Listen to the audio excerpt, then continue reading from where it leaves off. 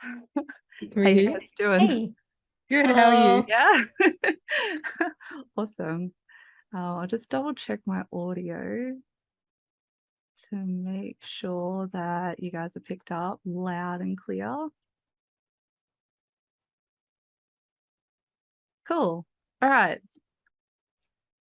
We're just winging it tonight. Oh yeah, that's how we do Right. it. Very We're nice. super Very winging it. nice. So we've got Morgie, Babs, and Pinkjelly, and they're super iconic, influential people in the world of esports, particularly in Australian esports. So thank you so much for coming in and giving your time. I know that the time differences, we're all in different locations around Australia. So it's a big feat for us all to get here at the same time, in the same time frame. So thank you so much. So I guess we'll get started. Who wants to go first? I was thinking about how we're going to do this. Yeah. I'm easy. Yeah, whoever wants to go first. Or... I thought you were about to throw me under the bus, Jelly. I was full on I would expecting never that. do that. Full on expecting Jelly to be like, Morgie's going first. I can go. Yeah, go. Yeah, I can kick it go. off. Yeah. So yeah, I'll just give a bit of a background about who I am and what I'm doing here in the first place, I guess. So my name is Bethany. I'm known as bepsy online, obviously. And I'm a streamer of Rocket League generally. How I got into gaming and esports in general. I think I literally just lost my headset. Can you guys speak for me? Hello. Hello. Okay, cool. It's just one headset. Mine. Great timing. It's like power off. I'm like, great. Nice. So I've been playing games actually most of my life. Obviously, mostly just a casual gamer. My first console was Nintendo 64. Got into PC gaming as I was in my young teens. Mostly just like community sort of online gaming and meeting people online. And it wasn't until I was in my late teens that I got a console. I got an Xbox 360 and was playing COD and all sorts of games, Fable, all the likes. Loved it. I suppose a key thing for me to point out is that I wasn't really public with how I played games. So I was very much a closet gamer. I didn't tell anyone that I played games. I played games alone at home, and I met people online and played with them. So I think that is a really key aspect there, is that, I never really felt like I had a community of people around me that also played games that I could share that experience with, and definitely not other girls at my school or anywhere in high school whatsoever. It just wasn't really spoken about. Growing up, I sort of fell out of gaming for a bit as I got into my early 20s, working full time and getting into the workforce and, partying and all that sort of stuff. That happens. And it wasn't until maybe I was about 26 or 7. I was with my partner who I'm with at the time now. And he was playing a lot of games. He was playing Overwatch and Apex and lots of different games and Minecraft. And I was like, I want to play. Like, I haven't had a PC in so long, and like I miss gaming and I want to get back into it. So we started playing together, and I eventually got my own PC. And it wasn't until about lockdown that I just went full deep dive into gaming. Obviously, it's the best avenue, just being locked in a house, can't go anywhere. All you can do is pretty much like play games, which is amazing. And that's what got me into streaming. So I started streaming not too long after that. So it was about 3 or 4 months of like just hardcore gaming during COVID. And then I was like, hey, a few of my friends started streaming. I was like, oh, maybe I could try this. So yeah, that's what sort of propelled everything from there. That's when I started to learn more about Rocket League in general. I didn't really start playing Rocket League until after I started streaming. So that was late 2020. That's when I started to learn so much more about Rocket League in general. I got exposed to esports in general, and it was a massive eye-opener for me. And I haven't really had much more experience before that. So I'm very new to competitive Rocket League and competitive esports in general. I don't know if, do you guys want to do your intros and then we can sort of like talk about other stuff afterwards? Yeah. Yeah. I mean, I'm easy. But that's yeah. essentially Yeah. essentially like my background of where I've come from and how I'm into gaming now. So now I pretty much mainly stream and play Rocket League. Yeah. And I suppose I'll talk a little bit about the league afterwards as well. So Yeah. Yeah, cool. Yeah, cool. Yeah, cool. Do you want to go or do you want me to go? Dub yourself in, Morgie. Yeah, go on, Morgie. Go on, go on. Yeah, go on. Throwing you under the bus now. All good. My name is Queen Morgie, or surprise, surprise, my name is Morgan. Didn't see that one coming. Hey, yo. I got into gaming in general when I guess I was pretty young. I have a brother who's 11 years older than me. I know a lot of girls in a similar kind of situation who got into gaming from older siblings or usually brothers or something like that. And spent like, I don't want to know how many hours of my childhood I spent playing Halo and playing COD and a lot of FPS games. This was all on console. I think I started on a GameCube, to be honest, and then moved up to Xbox 360 and PlayStation, kind of similar to bepsy. And it wasn't really until I think I PC 2 years ago. Prior to that, I hadn't actually played any PC games or anything. Rocket League I had played before, but that was on console. And yeah, I think going through high school, similar experience to bepsy, didn't have too many friends that gamed. I was lucky to have my brother at home, but yeah, not too many high school friends that gamed. Definitely no female friends that I can think of that gamed, which, you know, it doesn't matter either way. We can play with male friends, we can play with female friends, but there's always that kind of, I guess, nicety in knowing other girls who game. And I know bepsy's going to talk about the OW world later, so we'll get to that kind of point later. I guess I had a couple of friends who played like Minecraft and that kind of thing, and it was a bit of fun, but it's not kind of that competitive esport as Rocket League is, or Valorant, or any of those other games. I think typically I'm quite a competitive person. Played a lot of sport, a lot of basketball, playing six nights a week back when I was in Melbourne. So I really do thrive off that kind of competitive environment. And it wasn't until uni where I met a few friends who played Rocket League, and they got me into Rocket League. Back at that point, I was only really playing casually. It was just one of those other games that I was working 40 hours a week on top of uni and coaching and sport and everything like that. So I could only really pick up a controller like late some nights and just play a couple of casual games. But I really fell in love with the game itself. And like I said, bought my PC 2 years ago when I moved to Sydney, and started really getting into competitive Rocket League then, which is about when I started streaming as well. When I was in I hadn't streamed when I was living in Melbourne. I grew up in Melbourne. And then when COVID hit, just kind of decided that I wanted a bit of a change in my life. All my family's back in Melbourne, but I moved to Sydney by myself for a job in gaming.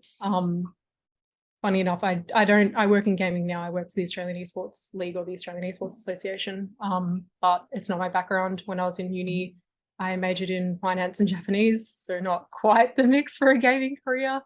But I saw this job ad that said, you know, we're looking for somebody to start up at our company. They were creating their own streaming program, kind of something similar to Streamlabs to rival it.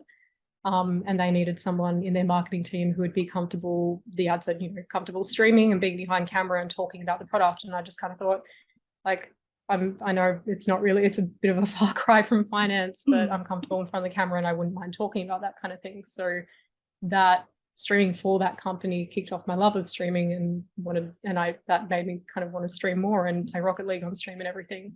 And that's how I got into Rocket League.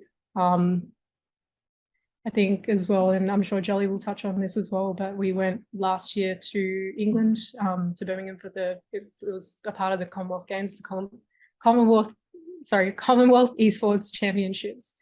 And we played for the women's team, and came home with, Jelly's got hers somewhere, but it's here. Medals. Jerseys in the background somewhere.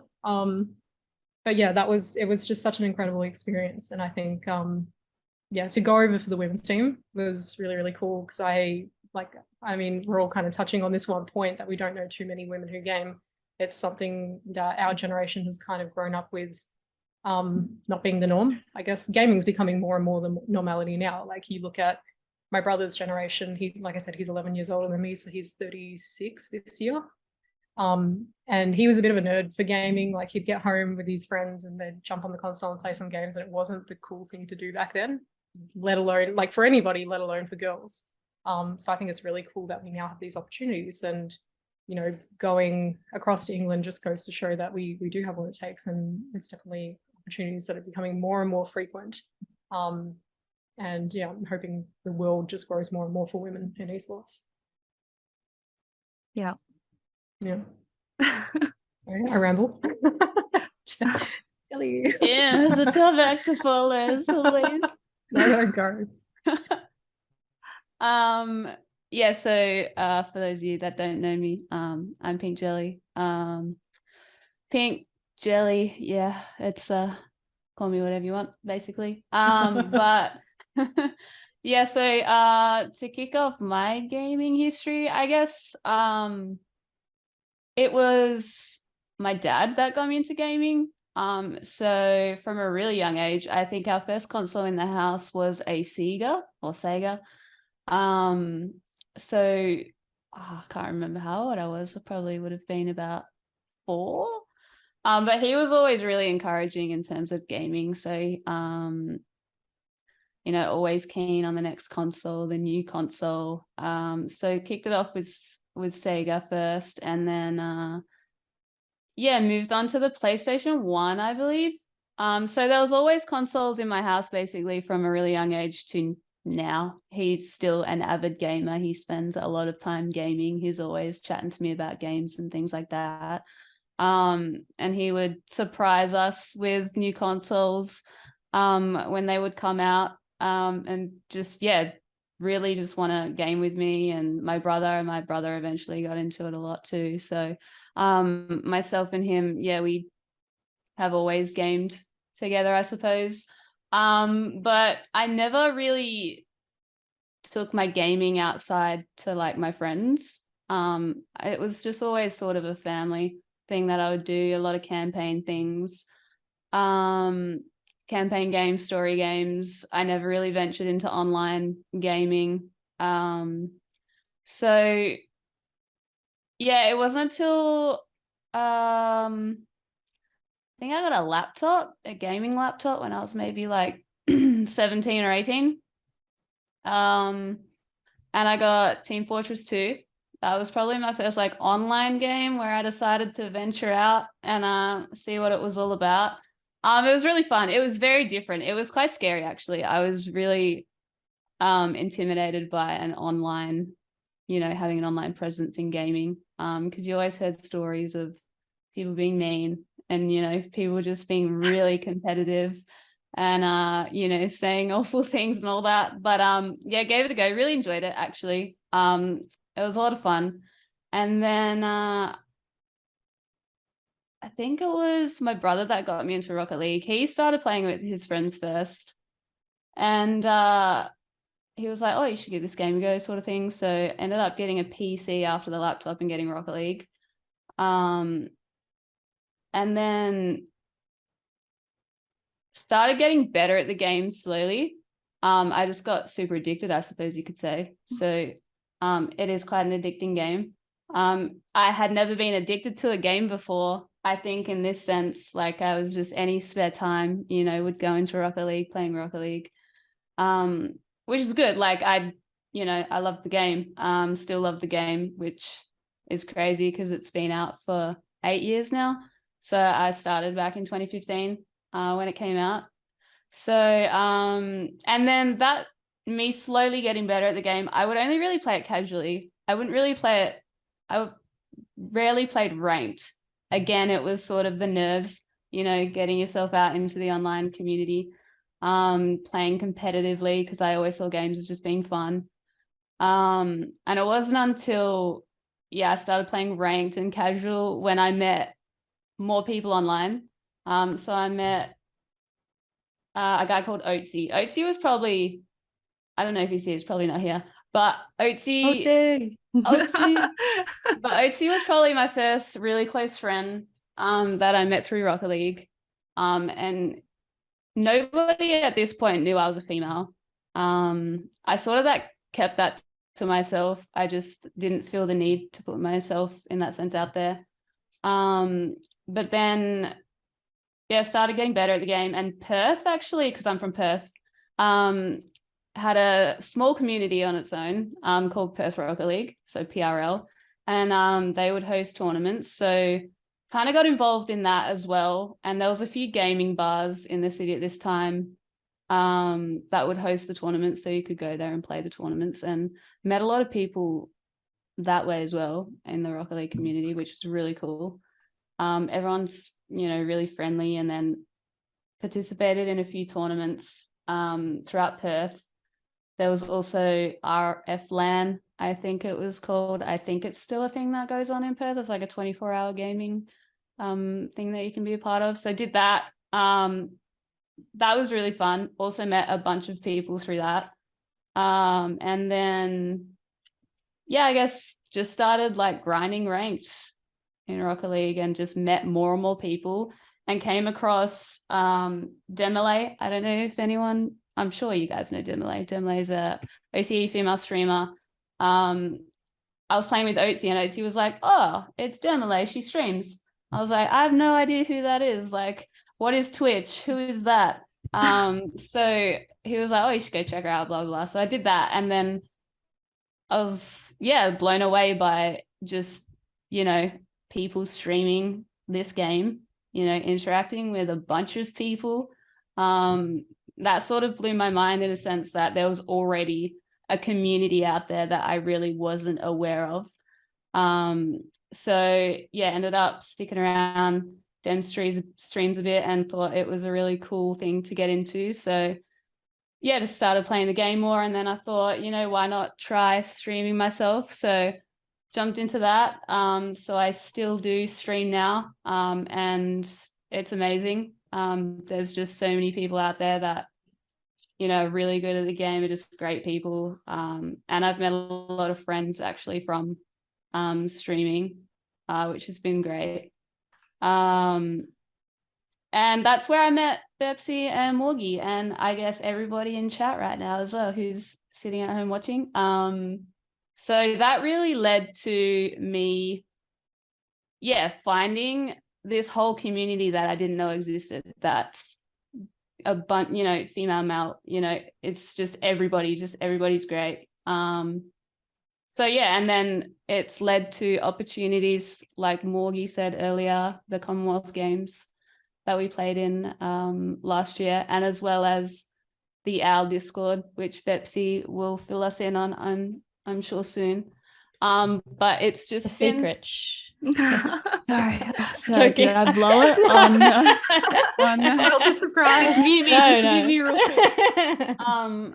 No, but yeah, it's just led to things that I didn't even think, you know, existed out there. So I've been yeah, really grateful that, you know, my dad sort of kicked off this love of mine for gaming, and it's led me to where I am now. And yeah, I guess we'll go from there. So that's me. I love that. That's great. And it's such a good point you make as well. Like, it was the online community that I found after I started streaming that was essentially a catalyst, and the only way I was able to do anything with the Oceanic Women's League. So that all came about from being part of the online community through Twitch and through streaming. I found other women gaming like yourselves, like so many other girls, whether they're in OCE or not. And I started playing with some of them, and I just noticed the dynamic was just entirely different. I was like, this is an incredible feeling to, like, I don't know, like, it shouldn't feel different. Maybe it should, maybe it shouldn't, but it just does. Yeah. And I was like, I want more of this. How do I make more of this? And so that's essentially what spurred on the creation of the Oceanic Women's League. Was I was like, hey, I want to create a tournament where we find as many girls in gaming as possible, get them all playing together against each other, it'll be a lot of fun. I just want to see us all together playing, having a good time.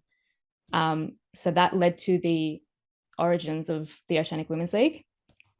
But I also secretly wanted to start fostering a community and like a platform for girls to start playing together in a really safe yet competitive space. And I know that like we have obviously a Discord where there's verification, you can come in. There's areas that only verified people can see, so you can know that it's sort of just like this is a women's only space. But on the competitive side, it's really nice to have our own version of scrims. Like for me, competitive gaming is like it's easier to get better, and I find the gameplay of our scrims and our six women's, as we call them, is just out of this world compared to casual or ranked gameplay. Yeah.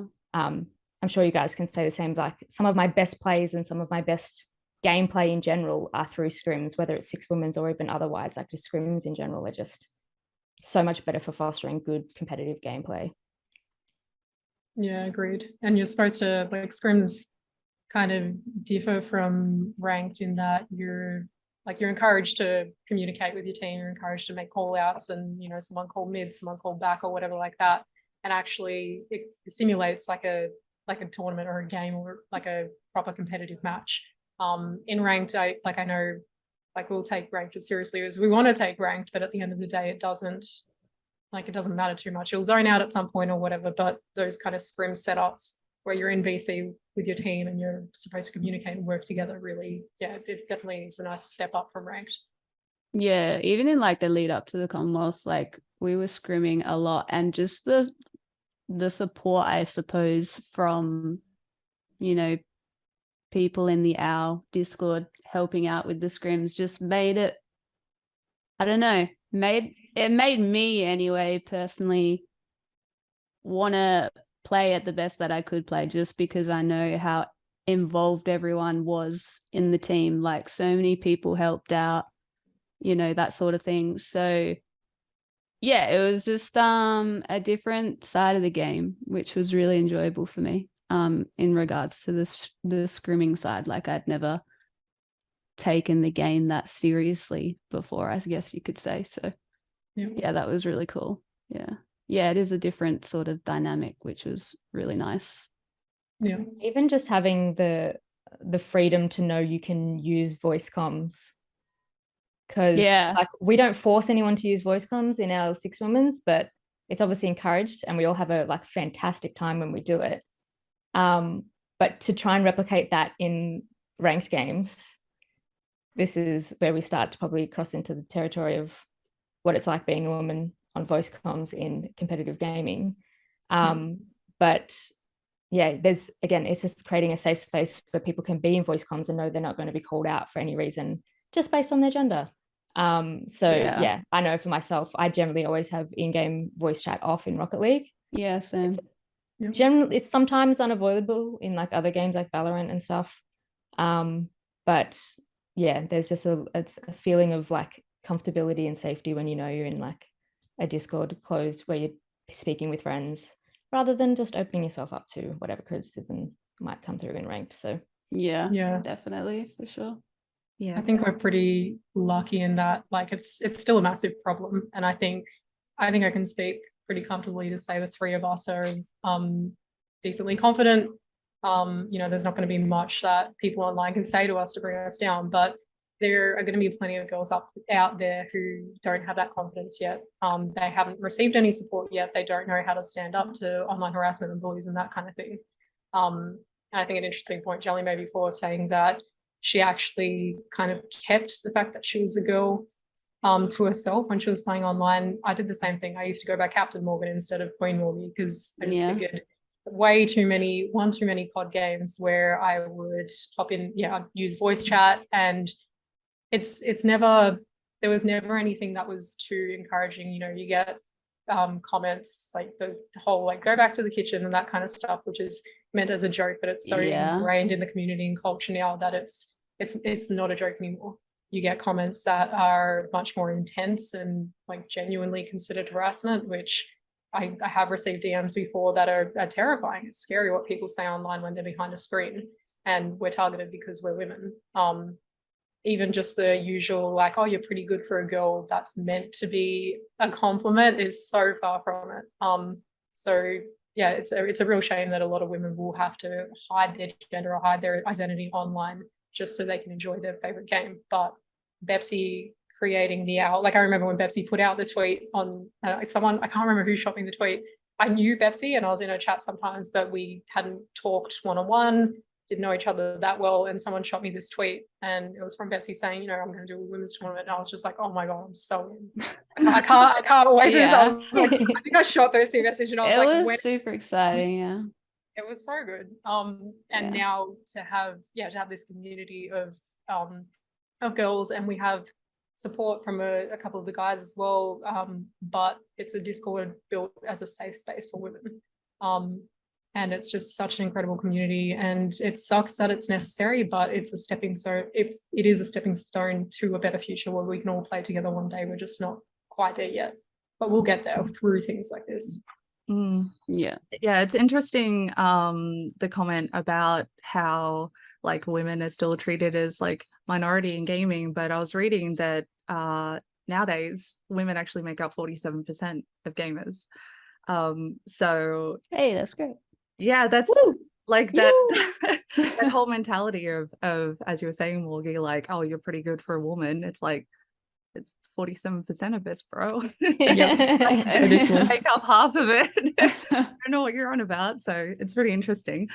Just getting back to comments made where when you guys were just starting out on consoles or just finding your feet with gaming or starting to get into competitive, and you were mentioning that you didn't really mention to your friends that you were gaming or things like that, and then slowly as time progressed, as you met more and more people, perhaps started streaming, becoming more involved in communities, you started opening up, becoming a part of the communities, you know, joining these groups. What was that like? Was it like relief? Like, were you wondering where they were your whole life? Like what was that like for you to find communities finally? I think for me it was because I was also always so like withdrawn, I guess. Like being online was always really intimidating and scary for me. It was, you know, nerve-wracking. I'd never been in that sort of situation, I guess, of putting myself out there because, you know, I'd always just kept it to myself. But finding like-minded people that enjoyed doing the exact same thing that I enjoyed, spending the time doing that as well. It was actually easier than, you know, I thought it was going to be, which surprised me. And it sort of made me want to explore, you know, other online games, gave me a sort of confidence in meeting people that I could relate to, you know, allowed me to, yeah, like you said, open yourself up a little bit more, you know, let people know, you know, who you are, what you enjoy doing and making friendships and that sort of thing. So I'm glad that I did, because I've met a lot of great people from it. So in that sense, yeah, it's been, really good to be able to share, I guess, my gaming experiences with other people that also enjoy doing the same thing that I do. So yeah, it's been really good. Yeah. I think streaming brings that. Streaming in particular, like as well as the community, streaming can bring that element of bring something social to gaming. I've grown up being quite extroverted. I mentioned before I played a lot of sport, was always with people. I was never really at any point ever alone by myself. I'm typically always with people. So when I started really getting into gaming, it was kind of that double whammy of, you know, it being quite a solo hobby or quite a quiet hobby unless you know people.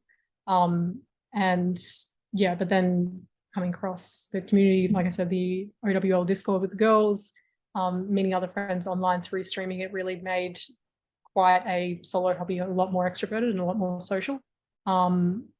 I think, yeah, it's definitely an easy way to meet people, you know, when you're streaming and you'll see people pop into your chat and they'll say, oh, I'm this rank, I'm similar rank to you. Like, do you reckon we could play some games sometime, or run some custom games or community games? You really get to meet the community, get to know people. And I think that makes it a lot more fun. It makes it a lot more enjoyable. It makes you want to grind more because you've got friends who want to grind as well. You've got other girls who want to grind, and it's just, yeah, it's such an incredible experience being able to meet people through gaming. I don't have too much to add to that, other than it does feel sort of like I've gone from one extreme to the other, where like during high school it was like no one knew I played games. There were pretty much like two lives I lived separately. Of like, there was people I knew online, they would not know who I was in real life, and there was people I knew in real life and they would not know who I was online or what games I played. And it's just such a nice change now for being like playing games with like IRL friends as well. Like I have a really good close group of friends IRL that I catch up with, that we all play games together, and that's how I sort of got back into it during COVID as well. But then also to then start streaming and playing games with the community through streaming, and then now there's like even a crossover with that. Like I just feel like the two lives are starting to merge, which makes me quite happy. Yeah, that's cool. Yeah, I love that, and just more opportunities to meet people in real life, and even just like the LAN tournaments, like playing Fortress. AJ, Lofi and I from the Owl Discord, we played Fortress LAN last October, I think it was, and that was just such an incredible experience of like bringing that whole online life to reality, like in Melbourne with other people. It was just so cool. So I definitely want to see more of that as well. Yeah, awesome. Sorry, I just had a note passed to me. I do have a question. Why Rocket League? Out of everything that you guys, like all the games that you guys have tried, have you noticed that there's a difference between like Rocket League and other games, like when it comes to comms, or just community? Is it the mechanics, the play style? Like, what is it for you guys that made you guys want to do Rocket League? I think it was just such a unique game to me. Like there's literally nothing else really that you could compare it to in the sense of its gameplay and mechanics. And I mean, it's soccer with cars. Like it's the most basic idea, like, you know, but what people are capable of doing in the game is really exciting. Like everyone is such an individual, unique player with their own take on it, basically. And I think that was just really something that drew me into the game, is that I could, you know, be a part of a team but still be my own player. And I mean, it's car soccer, it's easy to grasp, like there's no powers or, you know, and I'm terrible at shooters, so you know, it was just like, yeah, it was just something that I really just got addicted to, I guess. So yeah. It sounds a bit stupid when you explain it to people who don't watch it or don't know much about it. You're like I've tried to explain it to like more like parents kind of generation, and they're like, oh, so you play games, what games do you play? Is it like Mario or something? I'm like, no, it's like soccer but with like jet propelled cars. I get the weirdest looks whenever I explain it, but I'm just like, just leave it. It's an e-sport, just trust me. But yeah, Jelly's got a good point. It's just so easy to understand, and being such a unique game, like I'll play a bit of Valorant now. I'm horrible at Valorant. I'm like silver rank. I can't play the game, but I'll go into a match and I'll come up against players who have put in equal amount of hours as me. They're ranked in silver as well. But they used to play CS:GO. They're ex-CS:GO pros, so they're ranked in silver, but they're so used to that kind of FPS keyboard and mouse style game that they've put in thousands of hours, and it's so hard to compete. Whereas with Rocket League, you all start on an even playing field. Nobody, like, the physics doesn't really make sense until you kind of get the hang of it. Yeah, that's true. Yeah. Nobody knows how to play the game until you put hours on it. So it's a good, like, level playing field for everybody. And it is actually fun Yeah. at all of all of the lower ranks as well. Like when you first start playing, I remember being playing Is with the my best mates, and I'm like, thing. this was so much fun, like Yeah. incredible amounts of fun. Yeah. It's also short games. Yeah. So Oh, yeah, it's good. you're not like stuck at your computer for 30, 40 minutes trying to finish a round. And yeah, I love the shorter games. Yeah, just everything you guys have said is pretty much perfect. It's Yeah. there's, I don't know what it is, but there's some special sauce in there that is addictive. I don't know what the specially like We're lost in the recipe is. sauce. We're lost in the sauce. Whatever recipe they've got cooking there, it's working, because Yeah. I find myself wanting to go back and play every single day. So Yeah. I 100%. I found some clips the other day that I'd saved down when I was in like gold or something. And I'm just like screaming, giggling in the background, just like trying to hit the ball. And there's just something about the game. There's something about it. And now I look back on these things and I'm like, oh God, it's so embarrassing. But like, there's something about it. The better and better you get, it's just, it never kind of loses its spark. yeah. Yeah. And there's a few comments in chat about like the skill ceiling or like the skill gap. And it is true, like you do hit around the diamond champ rank and it starts to get a bit draggy, because you're like, how do I progress from here? And you get quite stuck. But I've never felt the will to give up, because I just always feel like I just keep playing. I'm going to only get better, and it'll just take time, and it just feels like achievable, even if it's in the long run. Whereas in other games like Overwatch or Apex, I go in, I'm just like, there is no hope for me. Yeah, it does kind of depend on like the mix of characters that are on the map at the game. Yeah. But I think you know, Beps, I know with your community you have viewer games on occasion. Do you find that helps with your game styles, like playing with different ranks and different playing styles? It did. I feel like it's just a lot of fun whenever I do them, and I enjoy them a lot. I generally tend to just tune out now. Like it's my time to relax when I'm doing viewer games now. And I'm not just sweating in ranked. But I remember like for the first 6 to 12 months of doing viewer games, I would have people come through that were like GC, SSL, and it was an incredible experience to like play alongside them or against them. And like you did actually learn quite a lot playing with and against them. So that was awesome. Yeah, that's great. So I just wanted to ask some questions. Getting the opportunity to go and compete in the Commonwealth Esports Championships is pretty hectic. What was the journey like? What was the entry to get into that? Like, did you have like qualifiers and things like that? Like, what did you have to do to get to that point? I had to have Morgie message me being like, hey, there's this thing happening. Let's play.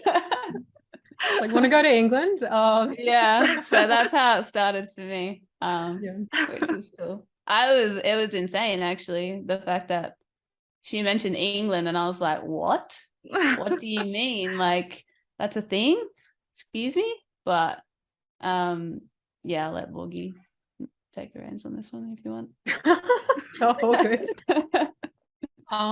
It wasn't too outwardly advertised. And I've got a whole other point on that. I can leave that for a second. But yeah, someone informed me of it and said, you know, that's they're going to include esports in the Commonwealth Games. And I think a lot of us kind of had the reaction of like, yeah, sure. Or like, like what do you mean esports in the Commonwealth Games? It was just kind of like an unheard of thing, but they were planning to do the pilot year of it in England last year. And Jelly and I had been playing a lot of, I guess, ranked together, and it was just kind of like I just shot her a message and I was like, would we want to go? Would we want to try for this? Again, like hadn't it wasn't I didn't know too many of the other girls quite yet, so we were just we were trying to work out what to do for a third. And Jelly played with Dem a lot as well, so we played with Dem and did these scrims and things, as we mentioned before, Demolay. But it was just this crazy thing of like, oh, are we going to try for this? They had an opens division and a women's division, and I think this is an interesting point, but like we could have gone for the opens. Any of the women can try out for the opens. But I think it was really good that they had that women's the women's team to go across as well, and that degree of separation. Not that I think it's always going to be necessary. Of course, I think in future it'd be great if we could all play in opens. Like, I think that we should be competing against one another regardless of gender. But for up until this point, I think women haven't been as encouraged with gaming, and particularly with competitive esports. It's very much a male-dominated world. So I think having a women's division gave us that opportunity to have a safe space and to be able to take a spot and go over and actually give something like this a try, and actually, try and put our all into competing in an esport. I think there weren't any other women's teams that signed up. We would have played a national qualifier here. They held it in the Gold Coast. The men's teams, the top 4 men's teams, competed for their place, and we played a show match. But yeah, it was unfortunate at the time that there weren't any other women's teams able to sign up, because I think it was a matter of, I think a few of the girls were interested, but it was a matter of passports and other things at the time that just made the process really difficult. It was very short notice as well. Yeah, it was 1 week. It was 1 week. It Wow. was, it wasn't Wow. long at all. Yeah. Yeah, which they just and that's nothing on the Australian Association. I think it was the Commonwealth Committee didn't really put too much effort into notifying the countries, into putting any spend behind advertising or anything like that. And I think that was actually a major problem with the broadcast of the games as well when we were over there. I think the next Commonwealth Games is in Victoria in 3 years' time from now. And they're not going to be running esports as a category anymore because they didn't get the reach that they were hoping to get from England. Problem with that being you need to put spend and budget behind advertising and marketing for that to actually be a thing. Anybody who wasn't directly involved with that event didn't know it was on. Family, even I spoke to a lot of friends in the esports scene, like whether it was, friends who played Rocket League or even other games, they had no idea it was on. My family had no idea it was on. People in Birmingham, we were walking around in uniform. We'd get approached by people asking us like, "Oh, what sport do you play?" And eventually we just started saying soccer. We tried starting to say esports, and you'd either get older people kind of stare at us and say, "What's esports?" Yeah. Or younger people who knew what Rocket League is, or who knew Or what you would esports just are. get people that would smile and nod and just be like, "Oh yeah, I know what you're talking about," but they clearly had no idea. Oh, it was so bad. But yeah, even people over there had no idea it was on. So it was just, I think, just the organization of the entire event, the short notice on the qualifiers and everything like that really sucked. I really wish we could have competed for the spot. I wanted to play other teams for it. I wanted to earn our spot to go across there. Not to detract from the experience. I think it was incredible that we did go, and I think we did pretty well, given the circumstances, and came home with a bronze and everything like that. But the process leading up to it was a little haphazard. And I think would be better done next time, or if they decide to run something else like that. I think they need a better setup process for it. But it was really cool when we got across there.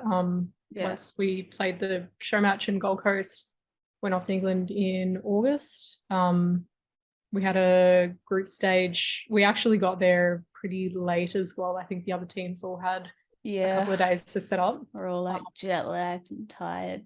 It was so bad. By the time we got in late at night, we had a few hours to sleep and we're up the next morning playing the group stage. And we were jet lagged. It was 2 flights, a train, and a 4-hour coach to get there. Yeah.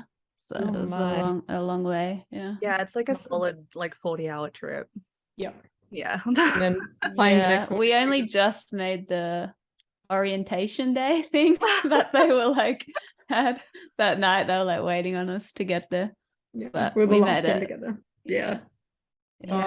Sounds like you It's guys okay. pulled through though, to be able to get everything together in a week, get over there, have a few hours and still be part of the whole process. That's an achievement in itself, to be honest. And then come home with bronze. You definitely made waves. That's for sure. Fun. Yeah. So just commenting on coverage of women's esports like over there.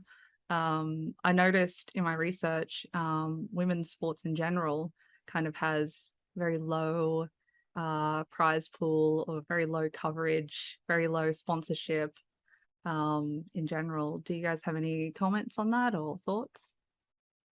I think it's a progressive thing as well. Like it's all linked to viewership.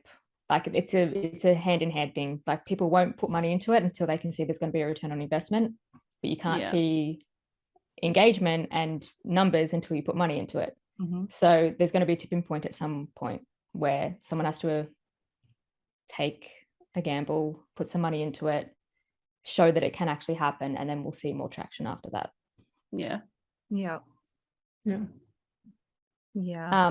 I just wanted to quickly say something about and we've spoken about it a few times in like other events and stuff, but about just the idea of women's only events,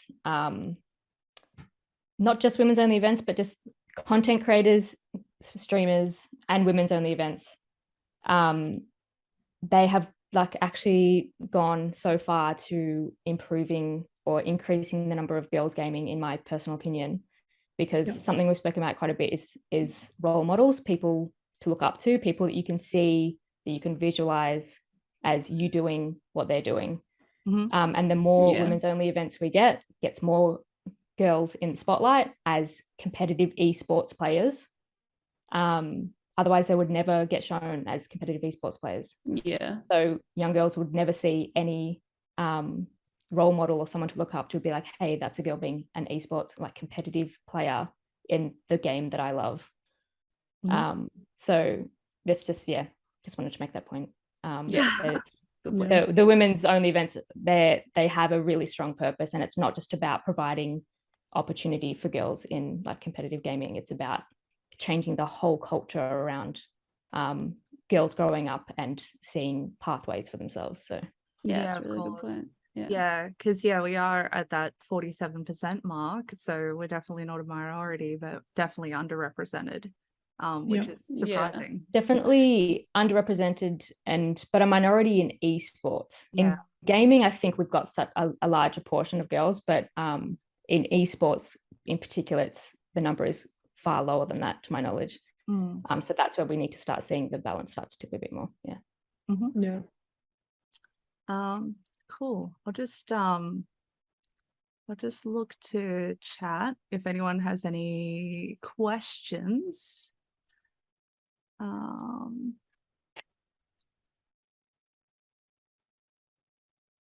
Oh, that's us. Jimmy. Go on, Jimmy. Hey. You guys are up. It's your turn. Go, Jimmy, go. They're like, no, we're just passively watching. Everyone's just like, no, not me. Let's just put chat on screen real quick. All right, you're up. You guys are chat's up for the rest of the stream. Thanks, guys. We'll log off. Bye. I mean, to Bepsy's point, in the meantime, kind of saying that, that the minority is more so in reference to esports and competitive gaming. Like, I think you're definitely right in saying that. And I think a lot of the issue just remains in, like I agree, I think we're a lot better now than we were years ago, but that support is needed for girls to be able to step forward. I think, and this is just speaking from experience, had the OWL not existed, had I not met Jelly and other girls in gaming before England came up as an opportunity, I'm not 100% sure to say that I would have gone for it. No, I don't think we would have had a single team enter. No. So I think knowing that we had that backing, and Jelly was speaking before to the, the girls, Snuggles in particular, Miss Snuggles who's in the chat at the moment, so many scrims, so many, like, we'd message the girls and say, hey, we needed to tee up something tonight, and everybody would just flood to help. It was great. Partner as well, who was coaching us, as well as Lethal in the chat coaching us. There was just so much support, and I think, there's an example, and I'm gonna stuff this one up because I can't remember the girl's name, but I can't remember the country either. There was a girl who signed up a few years back for a FIFA team, esports team or something like that. I just remember the anecdote of this. The basis of it was that she signed up, she played, she got bullied out of it. Because she was being told a lot that this is a boys' game. You shouldn't be here. She was an incredible player. I remember at the time hearing about it and just thinking, like, what a shame. Like, girls need that support to be able to, step forward and bring that minority percentage up, because, they obviously, like you said, 47% girls do game. It's not a men's world anymore, but that competitive nature needs to have some kind of support behind it. Yeah, definitely. The statistics are there, but like we just need to follow through with the norms. Yeah, change that culture. We do have a pretty good question. What would you say has been the greatest difficulty at building your communities? Oh.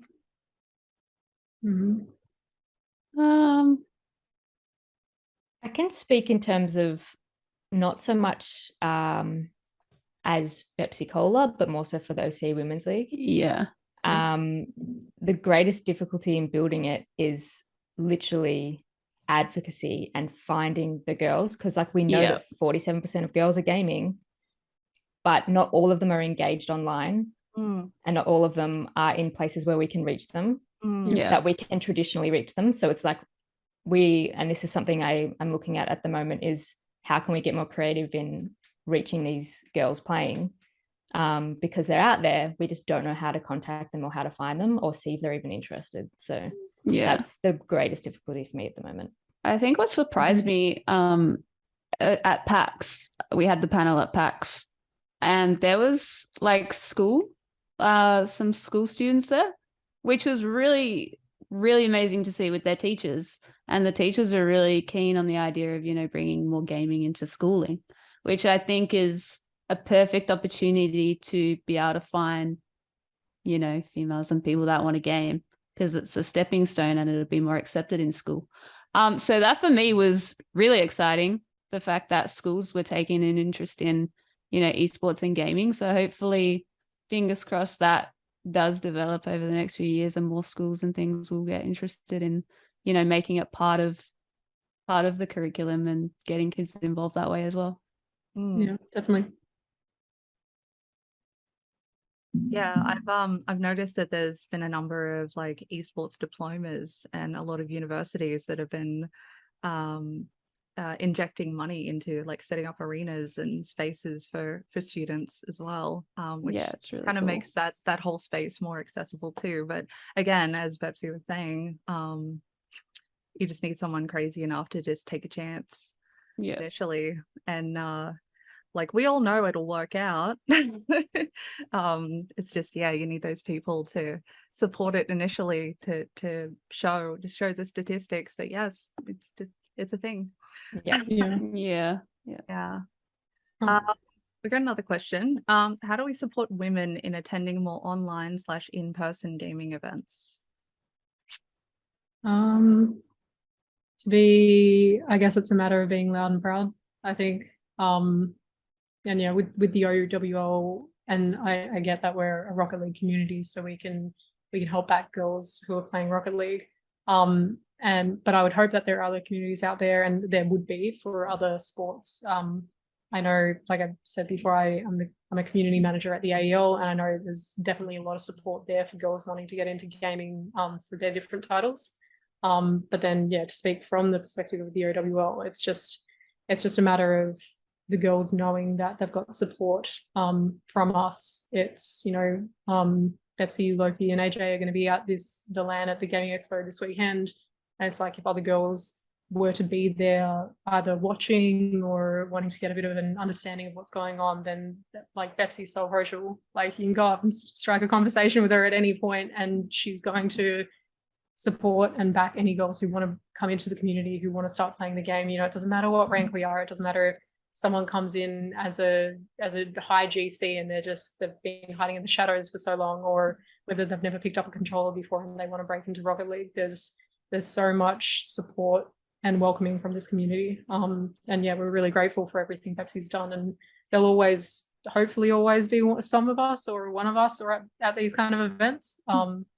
And I guess it's as easy as we'll continue to push the OWL as a safe space. We'll continue to you know, be as loud as we can about, you know, whether we're making posts on social media or marketing it. There are ways to get us out there and let girls know that they're welcome in the community. Mm. Something you said as well is like it applies both online and in-person events as well. Is it's not essential, but it goes a long way, is just to have supportive friends and community around you. Yeah. So even when you're playing games competitively online, playing them alone is rough. Like it's obviously way better, you perform better when there's people around you that you know are supporting you and rooting for you as well. The same thing goes in like when you're trying to attend somewhere in person. All it takes is a few other people, like-minded, supportive friends. Like that's the best way. It's just supporting community around attending those events as well, I guess, like Morgie said. Yeah, definitely. Yeah, I suppose that would reflect like in your motivation as well. Like you were saying, there's a big difference between scrims in OWL compared to ranked. I guess if you just pair up with randos and you're all just there to grind out the gear that you get when you go to the next level, yeah, there's not really that camaraderie or you know, dare you turn on comms just in case you get an earful. So yeah, it is a supportive community does go a hell of a long way for sure. Definitely. I To be honest, I don't know if I'd be playing the game if it wasn't for, you know, the community around it. Like it's rare that I play the game on my own, to be honest. It's just much more enjoyable playing it with friends, and yeah, like I probably wouldn't be playing it, I don't think, if it wasn't for others playing it that I'm friends with and things like that. So yeah, goes a long way for sure. Yeah, for sure. And good road trip friends too, all the way over to the UK. Yep. Yeah. Friends for life now. Oh yeah. Oh, yeah. We're planning Perth trips, we're planning Melbourne trips, and Yeah. in Wow. together. Yeah, exactly. OWL road trip around Australia. Oh Yeah. Oh, Make an OWL share house. Oh, wow. let's go. Hey, Hang on. Streamer house. Don't say things like that. OWL Academy. So No, many just good get ideas carried here. away. Yeah. Coach Morgie. On it, boss. On it. No, that's amazing. So I don't think there's any other questions in chat, but I'll just end with this question. Advice for anyone starting esports in general.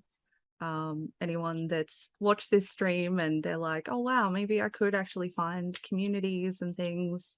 Maybe, you know, I might try some games, find something that fits with me. Do you have any advice on how to find communities or find your place in that kind of competitive space? A lot can be found through Twitch. Like I've seen a few comments earlier on in the chat. I know Snuggles said bepsy was her first Rocket League community. There's a lot of people from Jelly's community in the chat as well. Like and this is how we've all kind of come together. Jelly and I got into the OWL and met other women through bepsy, from bepsy creating it, through being in bepsy's chat and hearing her talk about it. And that getting us excited for it. You know, we've met a bunch of the other girls who have who've like John mentioned the panel we had down at PAX, who met us there, who just happened to be in other streamers chat, and it's word of mouth, right? We get the conversation going about who we are and what we do. So yeah, definitely a piece of advice would be to, you know, watch some streamers on Twitch, make some friends that way. You know, join a streamer's Discord, and they'll say you'll meet a bunch of people in their Discord, and you know, someone else might be like, hey, we have this women's community, do you want to come join? Or hey, we have this CSGO community, come join that. You learn about, like, back when I was on console before I started PC gaming, I didn't know too much about the RLO. I didn't know about the actual, like, the 6-man server or anything like that, but you get to learn that through playing and through streaming and being in people's chats and things like that. Yeah, I guess it's just making that step to get yourself out there. like I did initially, I suppose, myself, you know, no turning back now. But yeah, it's just making that decision to put yourself out there, to meet the people, to allow yourself to meet the people. And there is others that are out there that enjoy the exact same thing you enjoy doing. So Yeah, if you're wanting to start out in competitive esports, I suppose the first place to start is watching competitive esports. And where do you watch that? It's generally on Twitch. yeah. So like being part of that discourse, being on social media, whether it's Twitter, which tends to be for some reason where everyone in Rocket League is, I don't know why. So being on Twitter and getting all the latest updates, seeing the discourse between all of that whole community online in esports in general, which is quite large. But then that's when you start to break it down. You're watching competitive esports on Twitch. You go to someone else's stream who's like doing a watch party, and then you're in part of their community, and you find someone that you gel with. And like those guys have said, yeah, find people to play with through Twitch and Discord and those communities. Because I think, leading back into what we've spoken about before, like the best way to improve and get better is essentially play with people you're comfortable with, and play regularly in that way in terms of scrims. But also don't forget like mindset and personalities. Like if you're really wanting to try and get better competitively in esports, don't just grind the game with someone who actually makes you hate it because they're like toxic, they're a terrible teammate. Like personalities and mindset, you don't need to match each other's play styles, but also each other's personalities. Like it has to be fun. Yeah, still mentality is a big one for sure. Definitely. Yeah. Yeah, cool. I know I said that was the last one, but I do have one more question. And another There you one. go. Promise it. And another one. And then there's a question. What's the next step for you guys in esports scene or women's esport in general? Where to next for you guys? What's the plan? What are you guys doing? I'm gonna keep playing Rocket League, I guess. It's a pretty good plan. Yeah. And see where it takes me. And see where it takes me. That's about it from me. But yeah, I guess just hanging out with the girls and go from there for the most part. But yeah. That sounds fun. Yeah, fun. Have fun. Yeah, I suppose for me, obviously, I not only run Oceanic Women's League, but I also love playing competitively too. So obviously keep playing. But we are obviously looking to schedule and start scheduling more tournaments throughout the rest of this year for Oceanic Women's League. I think the next step though is really to find, we need to, what we were talking about before, like we need to prove that we have something for people to support us. So that's really what's next for me and the Oceanic Women's League as well, is just level up, you know. Yeah. For me personally, yeah, I'm competitive. I've started spending a lot more time in like training packs and like trying to work out where I'm lacking the skills and that kind of thing. Like I guess when you kind of look at, and I'm not saying that this is necessarily what I'm aiming for or what I'm going to achieve, but when you look at the pro teams in Australia, or the teams that represent the top 8, the top 10, keep going, there aren't any women. So it would just be cool I want to throw my all into it and try and grind and really rank up as much as I can. I guess kind of to prove a point. But just I love the game, and it's not a hassle of a point to prove, I guess, because I really do enjoy it. So I think, yeah, and having people around me who support me, partner who kind of coaches sometimes when he's not asked to, but he's asked for help a lot, and friends who are higher ranked. Like it's definitely definitely a goal of mine to really, really get good at the game, and keep grinding it.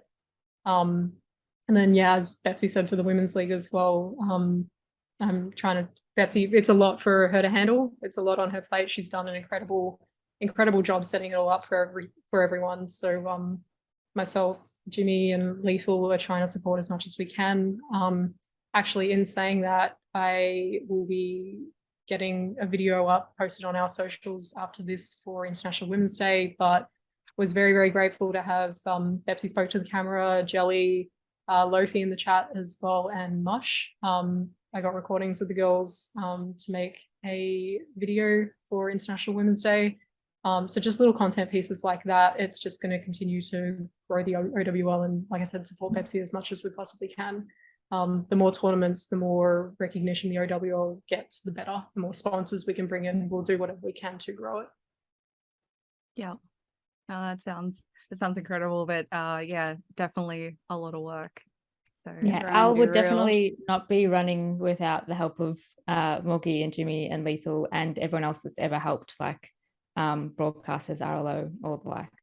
And yeah, amazing work. yeah, again, it's all community. Yeah. Yeah, for sure.